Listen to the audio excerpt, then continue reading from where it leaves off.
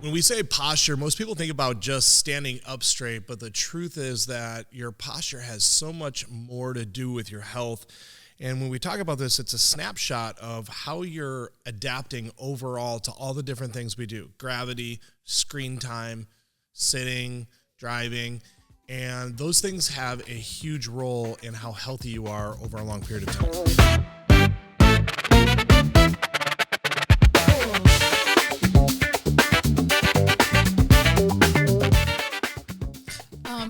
Yeah, and you know what I just realized? I'm sitting on the opposite side of you than I usually do. This is I like it. It's sleeping a little, on the wrong side of the bed. I know. I got in there and I was like, oh, this is a little mix up that we're doing today. I like it. You know what's interesting about posture is that it's not just bad habits. It's the accumulation. It's really the accumulation of these bad habits over time. And there's lots of different things that contribute to posture, right? And when I think about just the word posture, when I think about the word posture, I think about somebody walking around with a book on their head. Do you know I what I'm saying? wish we did that still. Yeah, right? Mm-hmm. I mean, it would be an interesting thing if we kept doing it. And the significance of posture, I think that we have lost that. Mm-hmm. I think that there's been just a shift, and a big part of that is just this all the time, like hunched over, everybody leaning down, everybody hunched over, and really developing that for so many hours every single day. It's a wild one. Another one is this, hunched over on your computer all of the time. I mean, this is not the position that I would work on my computer in for hours long during the day. I mean, it needs to be elevated, it needs to be up so that it really protects that posture that I'm in. But really, posture is the position that your body uses to fight gravity. So whether it's the screen time that you're doing, old injuries, muscle weakness, different changes that your body's seeing, those are all of the things that come into play when we talk about posture and how you got to where you are. Yeah, and those things can affect your function and your healing and your health. And so we're talking about posture actually affects breathing. It affects how you move. It affects your energy. It affects pain patterns. It affects how you deal with stress long-term, and ideally also how you heal. Just a quick exercise. If you're sitting there, shift your head forward into forward head posture. First, take a big breath. Try to stand up straight, sit up straight, take a big breath, and you're going to feel what it feels like to fill your lungs up with air. Now, after you let that breath out, shift your head forward as far as you possibly can and try to take that same big breath. And you're going to realize how much poor posture restricts breathing. It's pretty wild. But that's just more of like on a muscular and functional standpoint. When we start talking about posture as a chiropractor, we start talking about just what we know is going on inside when we see these things happening. So practical story, just everyone's seen the person like walking through the grocery store. Ashley has to live with this where like I can't not see subluxation. If you guys remember the Sixth Sense where the kid was like, I see dead people, like I see subluxated people everywhere. And so frequently I'll point out, I'm like, man, look at that person's posture. And it's not just a bad habit. It's created by bad habits, but it may be a sign that their body isn't adapting to stress well. So posture, we talk about posture is the position your body uses to fight gravity. What do we mean by that? You have your spine is the center of your body. And so from just below your head to your tailbone, your spine rests like right there in the middle of your body. And it is responsible for, like Ashley said, how you adapt to gravity. But the overall understanding of the spine that you got to have is from the front, it's supposed to be straight. And from the side, it has three curves. And those three curves are very protective of the nervous system, the structure of the nervous system inside of there. So when we talk about it affecting breathing and movement, all that, we're not just talking about because it's in a bad position. We're talking about when those vertebrae are out of alignment and your posture, not just one vertebra, but like 10, 20 of them, there's a bad curvature in there, or there's a curve that shouldn't be there, that is there, or one that should be there. When you look at the spine from the side that's missing, that starts creating damage and restrictions to nerve flow, and your nerves control everything. So when I say it affects breathing, like you can actually measure this, that there can be pressure on the nerves that are going directly to the lungs and heart. There can be pressure on the nerves. Like when people tend to get chronic headaches, migraine headaches, tension headaches, etc., there is a shift that will happen as they lose that posture and their head comes forward.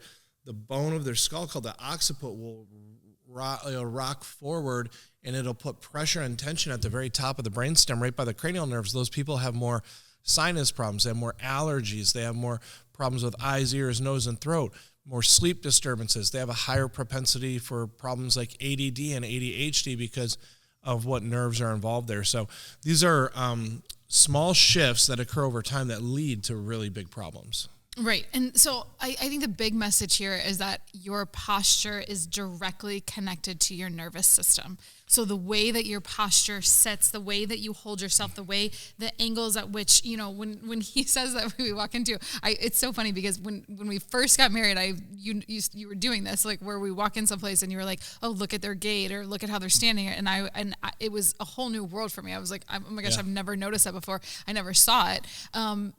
Outside of like my grandmother who kind of had that, she had that dowager's hump. Yeah. She had that going on. And that's the only person I ever recognized anything, in according to their posture. But then when you start to see it, then you see it. Oh my gosh. It's like your reticular activating system is now just picking up on it everywhere you go. And so what's really interesting is that it's not just it's not just the outward sign. It's not just like, oh, it looks different. The reason why it's so alarming is that the difference in what it looks is really connected to what's happening on the inside and how dramatically that's affecting your health and your nervous system. Yeah. So I'll give, just real life numbers on this so when I started practice, when I became a chiropractor, which is almost 20 years ago, the iPhone hadn't been invented yet. So in order to be looking down at your phone a lot, you were a CEO with a BlackBerry. That was the only people that were firing off emails, and it was funny because I always thought those people were weird. Like, who are these people that have to be on their phone all the time? Like, what are they doing? Like, it's not that important. Come on, you work from a regular computer? Like, why are you working from your phone?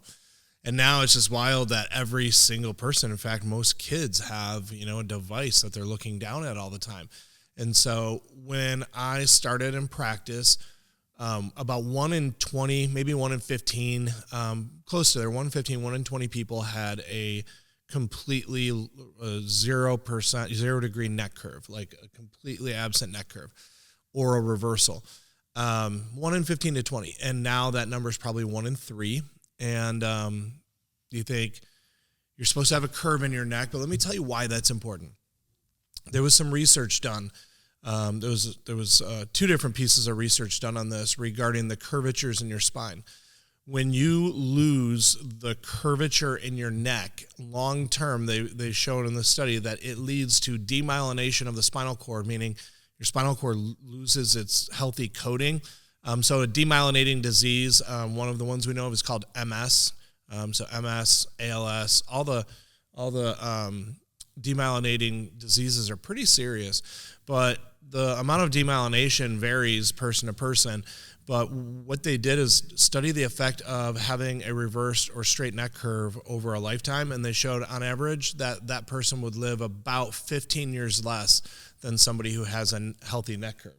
So we're not just talking about ugly posture, we're talking about something that literally is taking years off of people's lives, whether they know it or not. And those people are going to have a tendency to have more health problems because of the problem. And so it's a problem on the inside. Can you see it on the outside? Yes, if you know what you're looking for and you're trained to look for it. But really an x-ray is what shows you whether you have a healthy neck curvature or not. Because you can have a healthy neck curvature and have your head in forward head posture. You can still have a curve. You can have your head in forward head posture and have no curve. You can have your head over your shoulders where it should be and have no curve. Mm-hmm. So, posture is something that we can see from the outside, but the effects of it and what it's doing to your actual spine, spinal cord, and nervous system, that's on the inside, and we can't always see that. Right, which means that what I'm understanding is that it also isn't the only single indicator. So if you have picture-perfect posture, it also doesn't mean that you have a picture-perfect spine. Yeah, right? So a great example of that is gymnasts have really good-looking posture a lot of times, but they have really terrible spines. And part of it is their posture when they're in competition is so exaggerated that it actually distorts their spine, but then when they're not in competition, they look like they're pretty upright. However, most gymnasts have hyper lordotic curve in their low back. Most of them have a really straight neck, sometimes straight neck and some forward head posture. So it's wild that like their whole job is to show off how pretty their posture is. Yeah. And their spines tend to look, and they tend to follow a pattern that all gymnast spines kind of look the same because they're all doing that same presentation when they're landing and all that. So, yeah, it's a great example. I think. I remember one time you gave this example, which is really like one of the interesting ones for me is when you look at. I don't think it translates exactly all the time, but when you look at a banana, the way a banana is shaped, what a banana looks like, you know, how it is, the outside structure of the banana, and then the inside like banana part. I mean, the peel, like the peel and the banana, the meat inside. The meat inside. It's both banana. Yeah. They're both banana, but it's a banana peel and banana, right? And if you take a banana that has that natural curve to it and you just force it to be straight, bend it the wrong way, or if you even force it more from the straightness into a reverse curve, I mean, the tension and the things that happen to it and how gross it is. I mean, sometimes it splits open and banana oozes out. Sometimes it just destroys the inside banana. Like it's a real. And each one of those represents something that happens in the spine. So if your neck curve, we'll call it your banana right now, but if your neck curvature, which should be C-shaped facing the back, so picture a banana.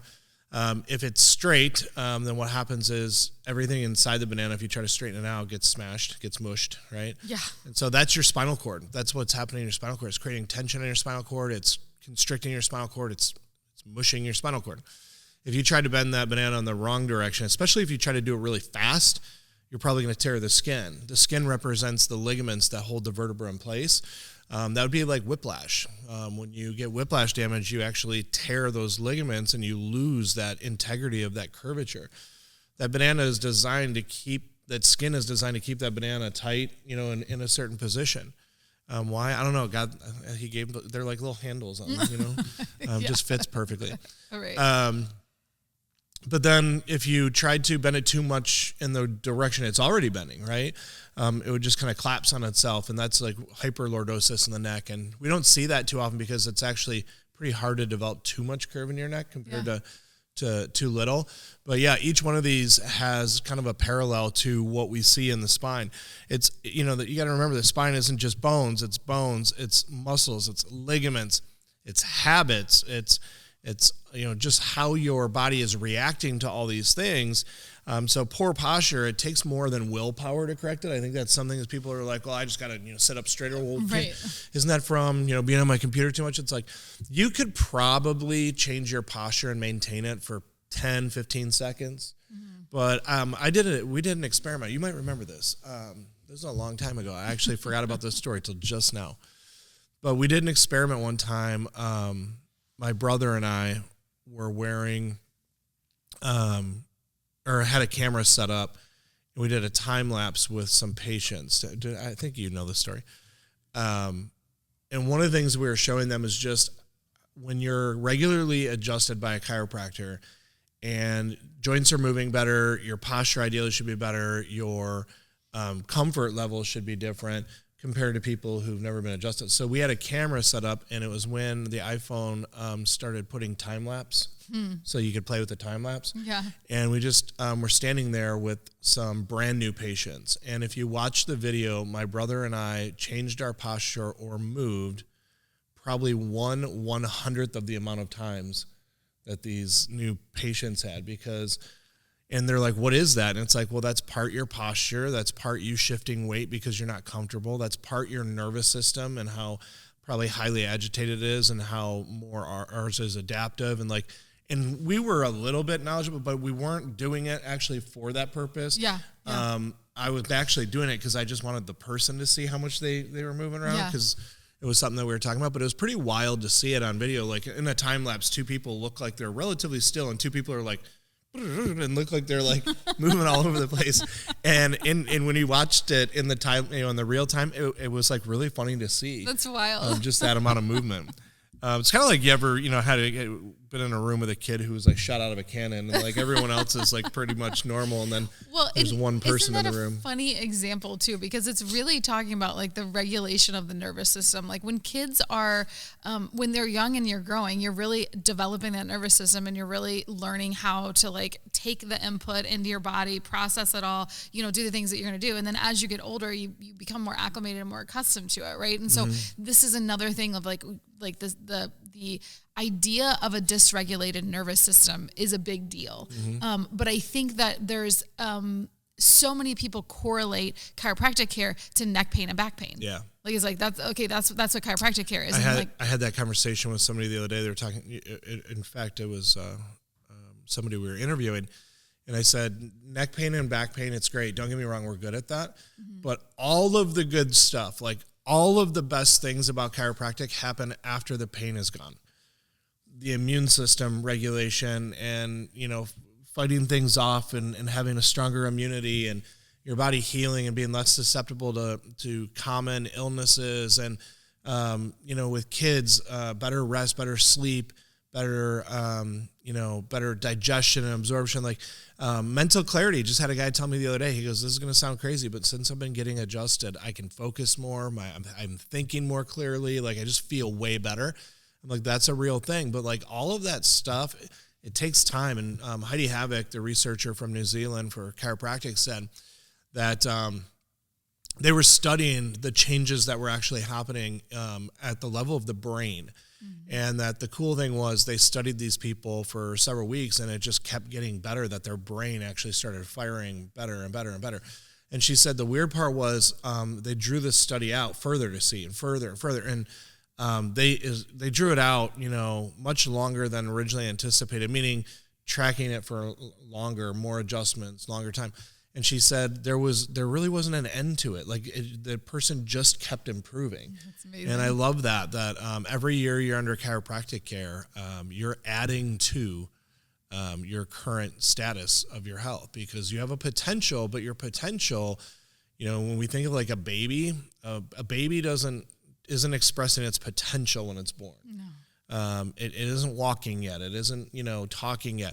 That you continue to adapt and you continue to grow in some way, shape, or form your entire life. And so there's always room to maximize that potential as you continue to develop, which that's my favorite thing about chiropractic. We're talking about posture for a minute. Yeah, go ahead. I just want to go into more of like what do I look for in a physical exam, or how do we find these indications? So my favorite part of the exam, so somebody comes in, we do what's called a palpatory exam. It essentially means touching. Now it's not just, touching. You're feeling for how muscles are reacting. You're feeling for what's called end feel of the vertebra. You're doing all these different things. And when I talk people through it, they're like, oh, wow.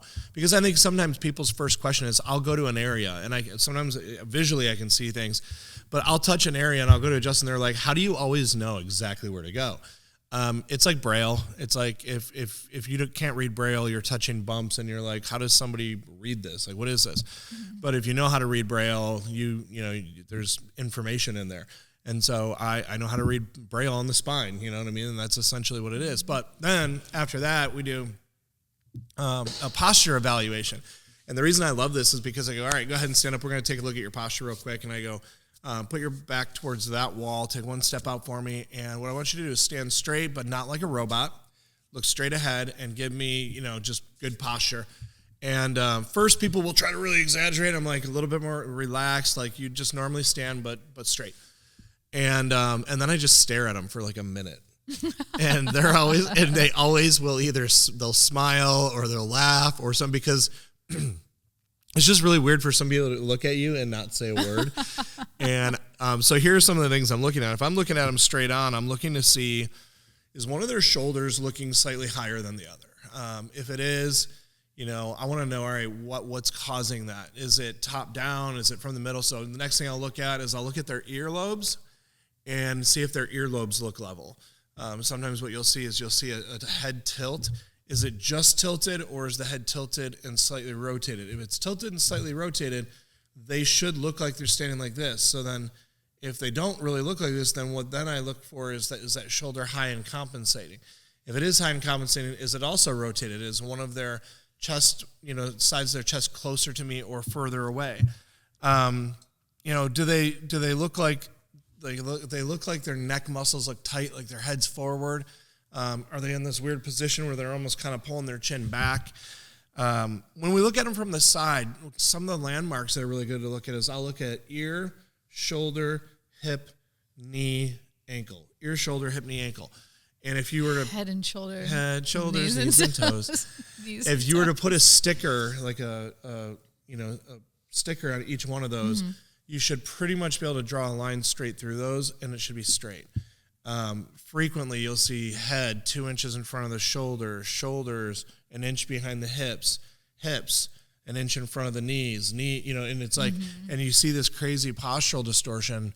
And this is huge because the one example we use is in forward head posture. So that's when the head is out in front of the shoulders. For every inch that your head moves forward, it effectively doubles what the weight of the head feels like on the spine. So your head weighs roughly 10 pounds.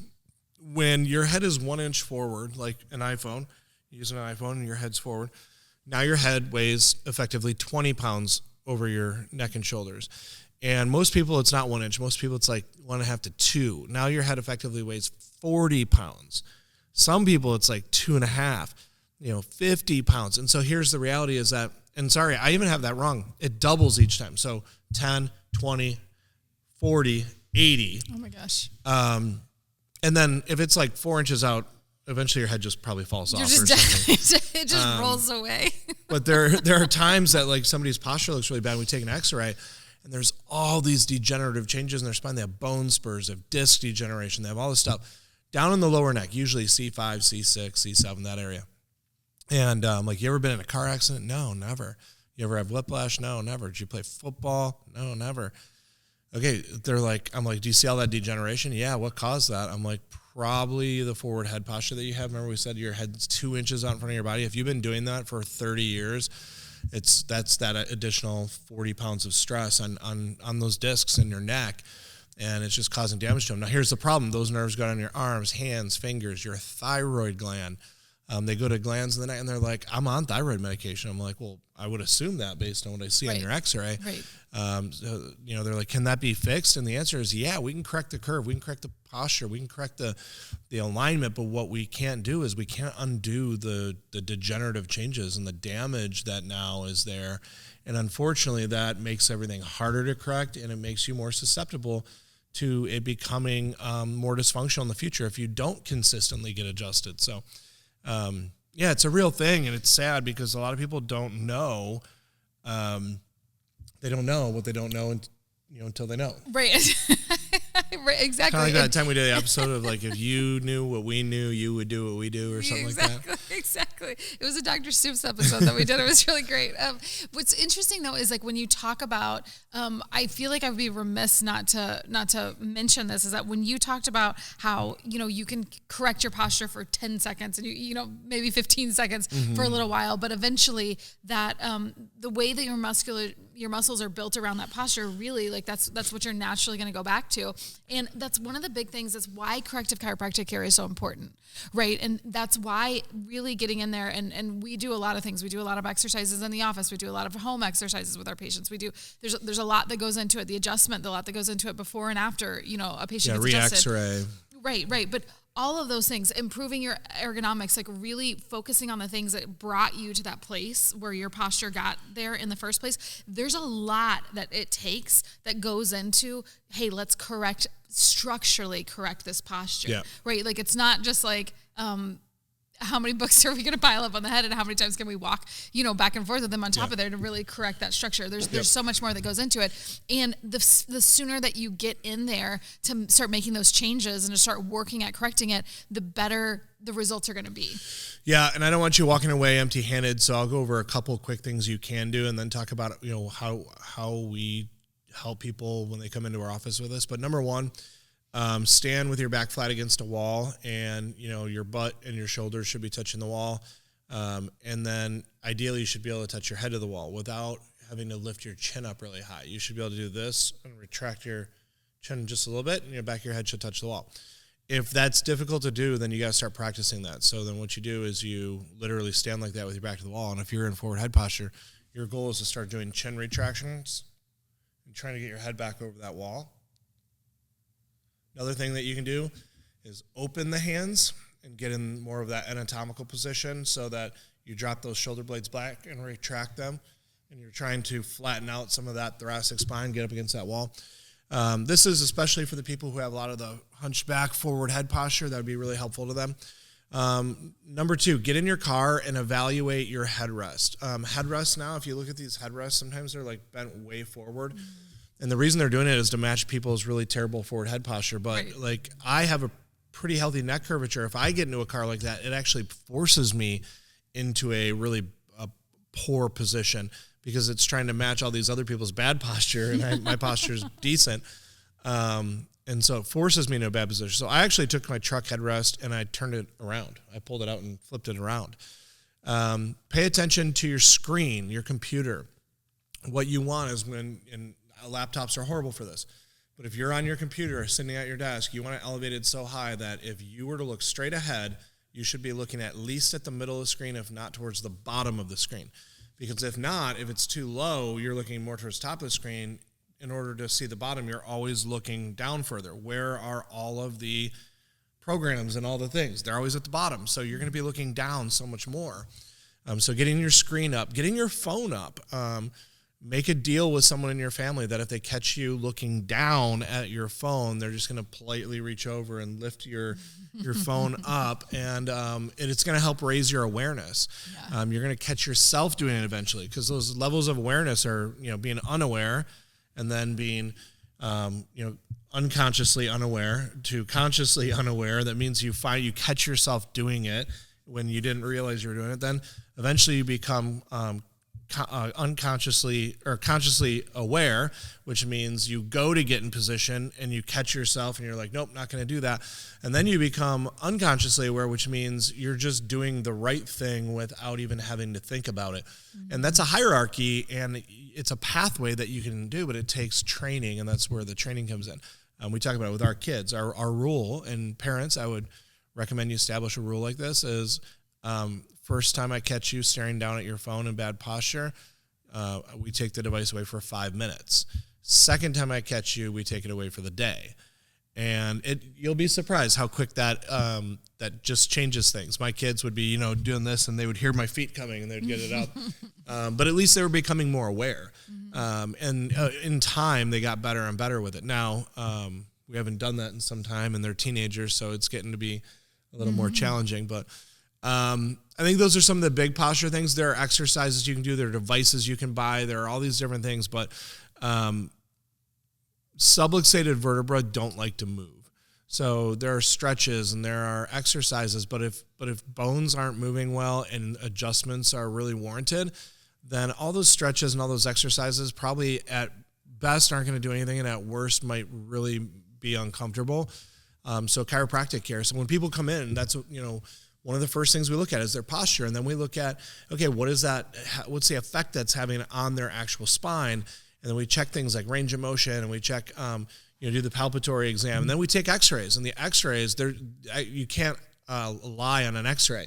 Everything's measured, lines, angles, measurements, over 100 different, measurements on a full set of spinal x-rays. And then what we do from there is we take that and we apply it, and then we create a care plan and care plan recommendations out of that. That includes in-office care, out-of-office care, meaning home care recommendations, postural exercises, different things you can be doing. And then my favorite part is we re-x-ray. We go several weeks, and then we update x-rays, and we show patients how it's improving, how it's changing. That's really exciting. We all connect it all the ways back to the nervous system. So I think one of the big things people will ask is like, how long does that take? How quick can you change it? It depends. For most people, it's weeks to maybe months, a couple months. Because it took sometimes years to get this way. So it's going to take some consistent work, but it can actually be done faster than you think. And, our initial exam, typically we charge about $200 for our exam, x-rays, consultation, all that. If you come in, you tell us that you found out about us through the podcast, we can get that down bare minimum under $99. And, that's our offer to you guys. So, if you're interested in checking this out, you want to have your posture evaluated, you want to have your spine checked, you want to see x-rays because you want to see the impact it could be having on your health, then the best way to reach out to us is just go to alignhealthcenter.com. And again, alignhealthcenter.com. There's actually a schedule an appointment right there. And you're going to look and see our calendar in real time. So you're going to be able to see like, oh, wow, they have an opening on Tuesday I could get to at, noon. That's our actual schedule. So this isn't like, the fake schedule where then somebody's going to like try to, connect with you or whatever. Like, no, you're going to get actual paperwork. You're going to get everything to get started, and then we'll see you on Tuesday. Yeah. So if that's something you're interested in, check it out. If you want to evaluate your kids and your kids' posture, and, I'm talking better than backpack checks, like, oh yeah, tighten up the straps a little more or whatever. But like at school, they don't do posture evaluations, even the scoliosis screenings at school. And scoliosis is a serious thing. On average, again, it takes about 14 years off somebody's life was what the research said. On average, people who have severe scoliosis, by the time they find it out, sometimes it's way too late to do anything about it correctively. But if you catch it at the right time, you actually can make good corrective changes. But at school, the scoliosis checks are literally like, they don't look like they have scoliosis, or their back looks a little like this. They should probably go to a doctor. And then the funny thing is the doctors do the same thing. They take an x-ray and they look at it and they go, you have scoliosis. Come back in a year. Why? Well, we'll see if it gets worse. Oh my gosh. And it's like, well, then what do we do? Well, you come back in another year. Right. For what? See if it gets worse. Well, then what do we do? Well, eventually we'll do surgery on it, but it's not bad enough yet. That's it. They don't do anything. That's it. Then they call that healthcare. That's not healthcare. No. And it's not preventative. No. It's preventing you from getting surgery now, right. Not preventing you from surgery later. And so how does that differ? We look at it and we go, oh, wow, what is causing that scoliosis? Where is the underlying fundamental problem that's causing the spine to want to get in that position? Oh, look at this. This is locked up over here. You have no range of motion at C1.